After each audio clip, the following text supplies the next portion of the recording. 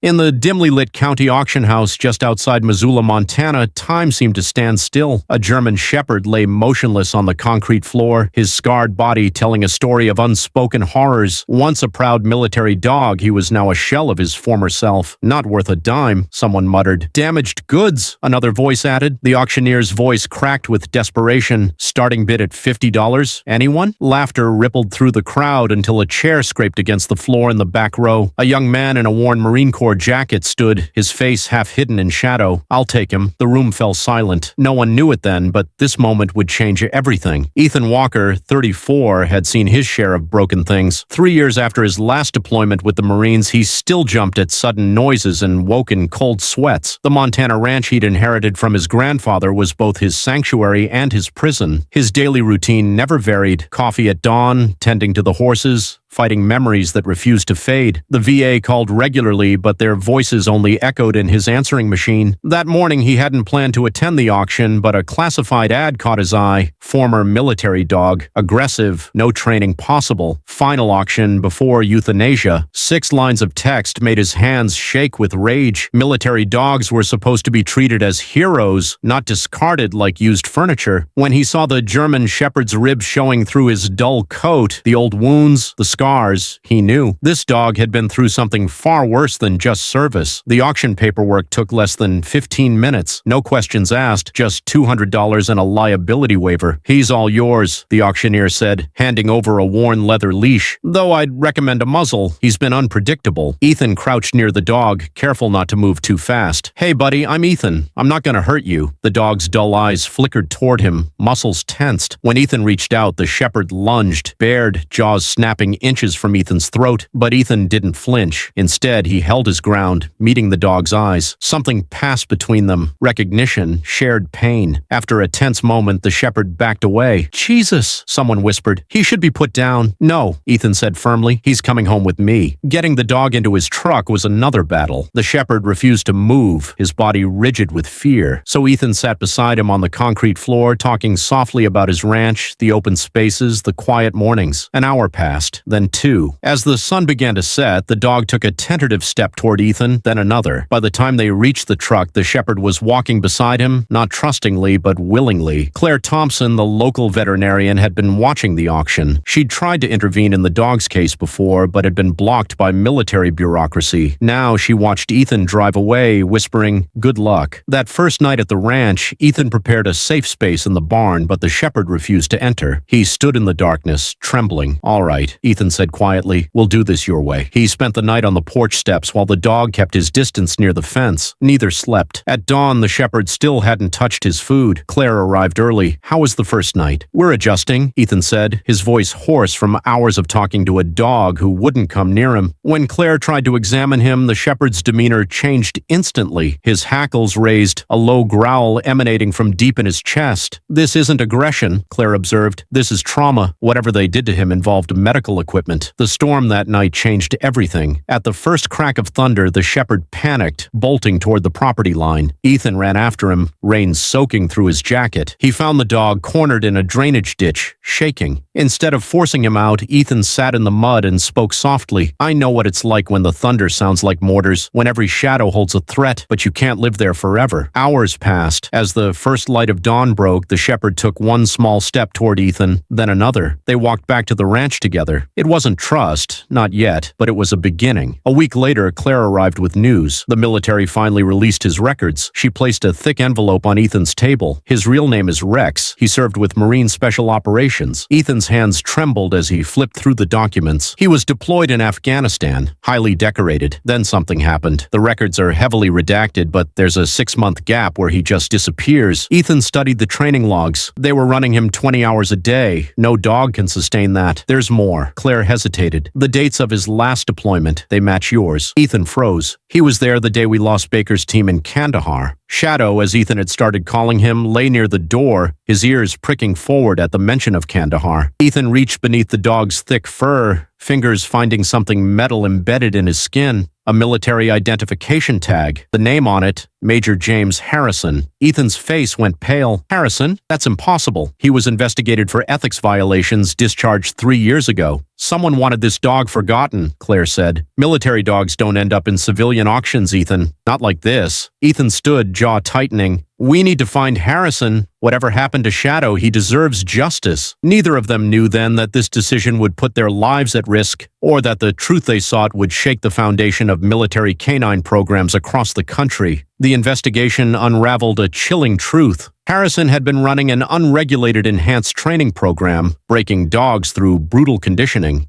Shadow had disobeyed direct orders to save soldiers' lives, an act of courage that threatened Harrison's methods. He had systematically erased dogs like Shadow, labeling them unstable and disposing of them to cover his tracks. When confronted, Harrison scoffed, "They're just dogs." Shadow, standing tall beside Ethan, proved otherwise. He was not just a weapon, not just a military asset. He was a soldier, a survivor, a protector. And now, with Ethan, he had found his purpose again. Their fight led to the exposure of Harrison's crimes, a congressional investigation, and nationwide reforms in military canine care. Shadow became the face of that change, his story inspiring a movement to protect military dogs from abuse and neglect. Months later, at Ethan's ranch, now a rehabilitation center for retired service dogs, Shadow stood on the porch beside his partner, watching the sunset. His transformation was complete. Once abandoned and broken, he had become a symbol of resilience, proving that healing wasn't just possible, it was inevitable. Ethan rested a hand on Shadow's back. "We made it, buddy." Shadow, his scars a testament to battles fought and won, sat beside him, not as a victim, but as a warrior who had found his way home.